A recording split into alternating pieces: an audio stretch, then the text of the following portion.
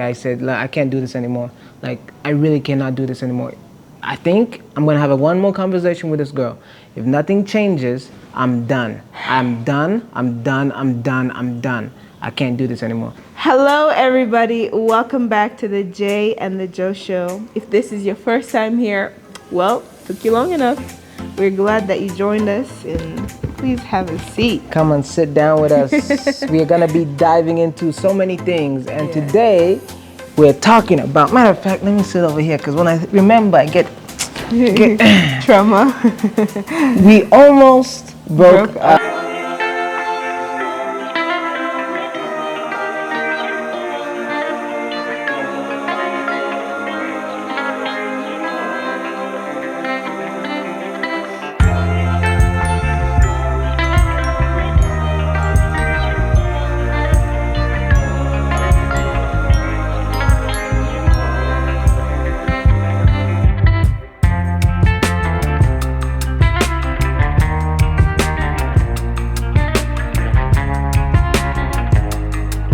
You know, this is the thing. Sometimes when we're like in our individual selves, we're comfortable with ourselves, and that's what we talked about last time. Like you find you're good to go, and then merging those two lives together. That's where the problem came in, because I had found stuff that works for me, and he had found stuff that works for him, and undoing those things or compromising to come and meet in a like the middle ground was really taxing for both of us. Yes. And so we found ourselves butting heads, and I'm sure you guys can relate. But it was pretty. So Joanne is a bully, all right? If you don't know, I'm gonna tell you the truth. She looks all. This is how Joanne is. But that doesn't take away the Let me tell you how Joanne is. She's a bully. She wants her thing, and she wants it her way, and she wants it at her time, and she wants it as Joanne wants it. Everything. She has an opinion about everything. And I have an opinion about everything. Everything, Joanne. Everything. How the chair should be set. What color the chair should be. What is the shape of the chair. Everything. And so when you have your own life and you live in your own life and you have someone that you bring in and she has an opinion on everything, that was so confronting. And she tried to bully me, and I was not the bully type. And so, because I'm also a bully in my own way sometimes. So there was this. Joanne says, I want it this way. I want it this way. I do this, Josh. I said, no, this is what we're going to do. And you're going to listen to me. And she says, I will not listen to you. I did have that. Remember when I said I was the I hate movement, and you're not going to tell me what to do? The feminist. I was the feminist, the third wave feminism. Not the extreme on the but she's like, I want to do my own thing. I'm not going to let no man, I don't care what kind of man, who you are as a man, you're not going to tell me what to do. And if you do, there's a way to tell me. You're not going to shout at me. You're not going to, you weren't shouting, but I had a way that you had to talk to me. And if you talk to me in a way this is how we were not doing it. Joanne, if you wanted her to do anything, you had to make it seem like it was her idea to do it. But if you come and say, you know what, let's do this. I want you to do this because it's going to do this and this and this and this. Yeah, we're not doing it. She's like, no, I don't want to. I'm like, come on, please. So there was this big, and every single day that we were meeting, and this went on for some months, there was a fight. I think for me, it was taking everything, life was too serious for me. Everything was too serious. There was no slowing down. I thought if somebody just, eased up, like they were slowing me down. If it's school or anything, if it's my faith, everything had to be goal oriented. And sometimes it's just a journey. Like it's just a journey to get, like, it doesn't need to be that serious. Slow down. And so for me, I wanted a result out of everything that I did. And for Joshua, it's like, and then also another big factor to the arguing was also just carrying childhood traumas, like things that we had experienced before. I can give props to Joanne for really letting me understand how to understand myself in terms of my feelings. because there were often times that she needed an explanation, and I had an explanation, but I couldn't say it. I had to, as a man, it was very hard for me to communicate my feelings. It was very, very hard. And Joanne had to sit there and say, no, you have to say something. You have to say something. You have to talk to me.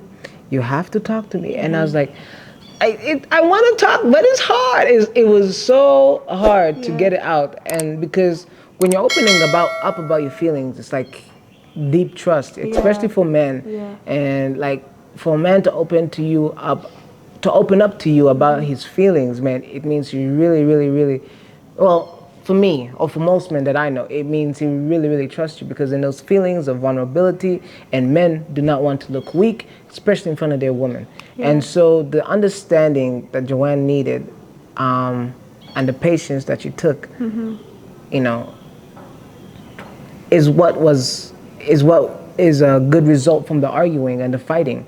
But before that, she would get mad at me for not opening up and not communicating, while that was it. I was holding back. I wanted to communicate, I just couldn't, right? And so having that communication opening up communication, so that we can hear, okay, I really want to talk to you. I know that you're upset about me not, giving you what you want in terms of my feelings and stuff like that, but it's really hard for me. And then her having to understand, okay, it's hard for him, but he needs to do it. So I cannot be pressing on him for everything, but let's start off small, right? If you understand where your partner is coming from. So Josh says he opens up. Okay. But there reached a point where Josh was just quiet. Josh, why? Why did this and this and this happen?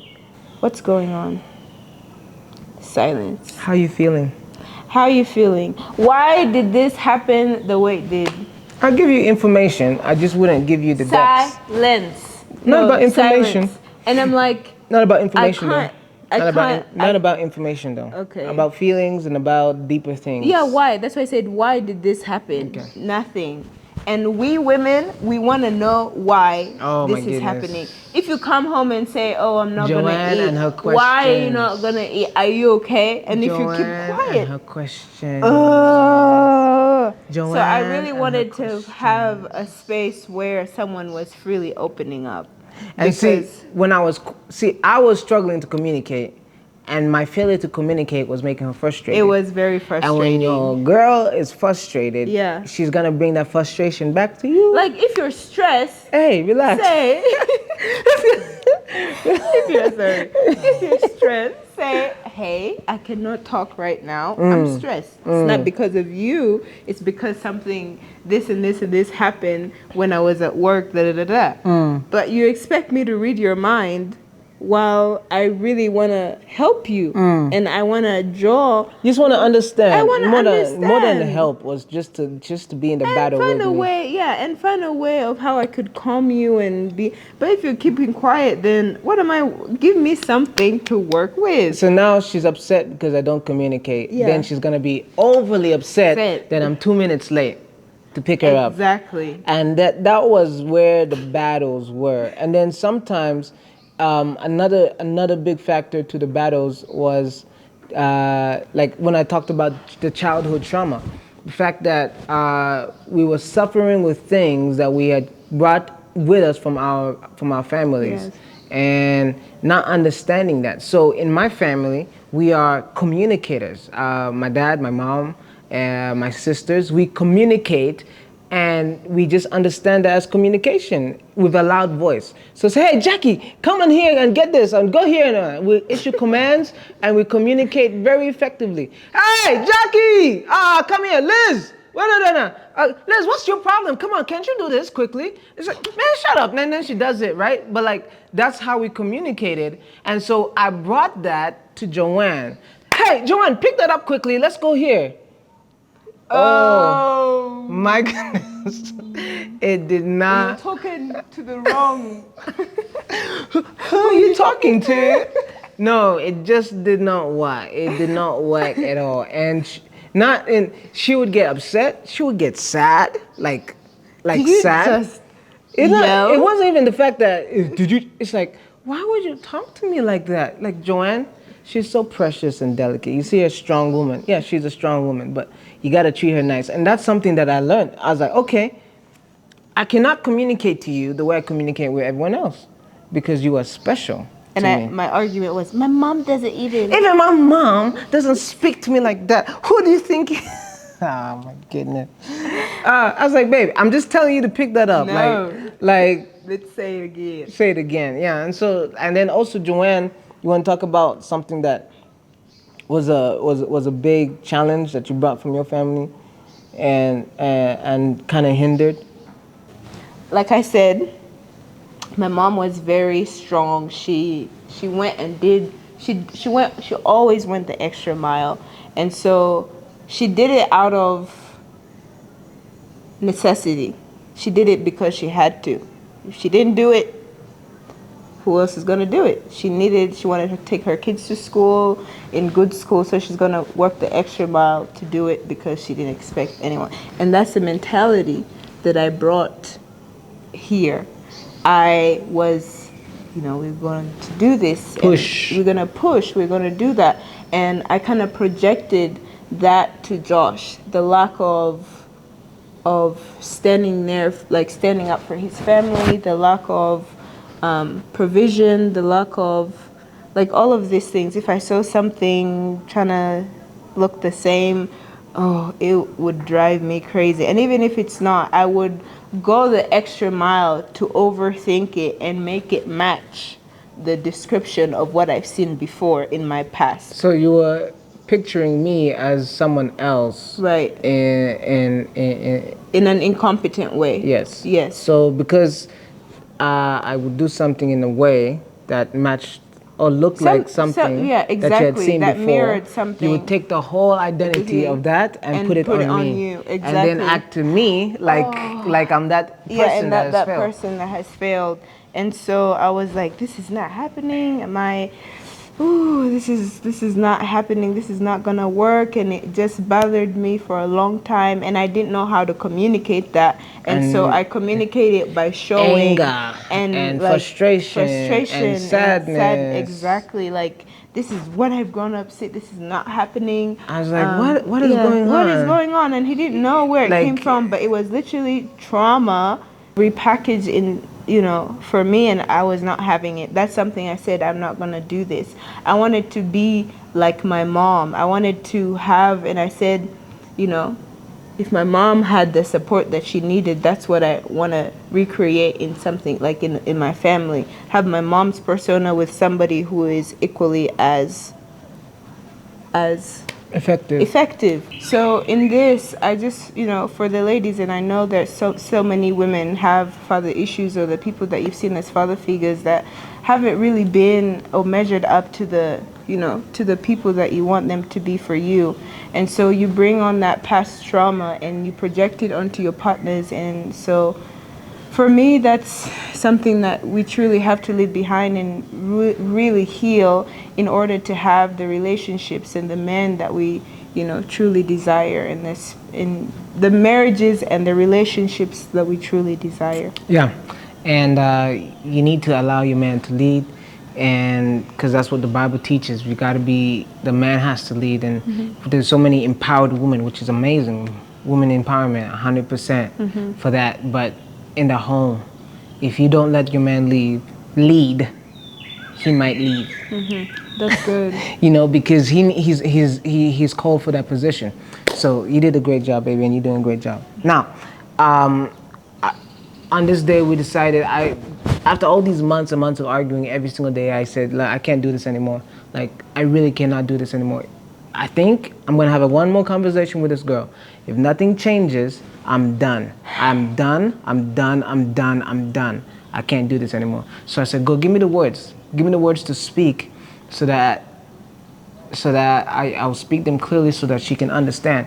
And that's where God gave me this saying that we say is like, we communicate to understand, not to be right. Like, it's not about who's right, it's about understanding. And we're on the same page. Wait, before that. So I said, all right, so I go in the car and I'm picking her up. And we're driving in the car, we're driving slow, and it was a very quiet ride. It was very serious. And I looked at her. I said, Joanne, you know I love you, right? And she says, yeah. Yeah. And then I said, Do you love me? you know I love, and Do you love you me? love me, Yeah. right? And she says, yeah. And you say yeah. No, you didn't ask. I'm asking. I said, you love me, right? And she says, yes. And then from there, I said, so why are we fighting all the time? And it was a long silence. And then we're like, God just gave me the words. It's like, listen, we are on the same team. Like, this is me and you. We cannot be fighting all the time, and we are letting things that don't even matter destroy what beautiful thing that we have. Because it was a good couple months. I mean, there was fighting every day, but then it was good too. Yeah. So like, it was like, I don't want to lose you because of these things that we cannot understand. And that's how we got into the communicating. That's how we got into the trauma. That's how we got into things, because we realized And that work started on there. And here's what you said. We said we're fighting the problem and not the person. So if there was a problem that we had, we team up and fight the that problem. problem. So And like that- my communication, if I'm speaking loud, we separate that from me. And say that is the issue. the way you're communicating. The way you're communicating is not effective to Yeah. me. I can't hear that. Yeah. So I had to learn, okay, when I'm Say, speaking Josh, to why are you Joanne, talking to me that way? when I'm speaking to Joanne, I gotta speak. Even if I'm so mad, I say, hey babe, I don't like what you've done. You need to do. And that's when she can hear it, understand it, and it melts in her. And then she feels bad and she wants to repent and she wants to say, I'm sorry. And as women, we are very easy too. Just give us what we want. But that day, that conversation saved our relationship did. and was the foundation for our marriage. You know, I think this topic is such a broad topic, so we need to talk more about. Oh yeah, we're gonna go in depth. of We're going in what depth. This is just part these one. things. This is just part one. But that day, I remember that day, it changed my life forever. And realizing that my baby mama, who wasn't my baby mama yet, but my girl, I love her, she loves me, and it's us against everyone done. else. And that's what we asking for y'all. Like, realize that it's not the person. You guys are on the same team. It says they become one.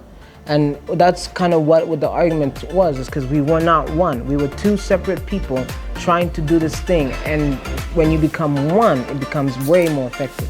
So, we love you. God bless you. Until next time for part 2.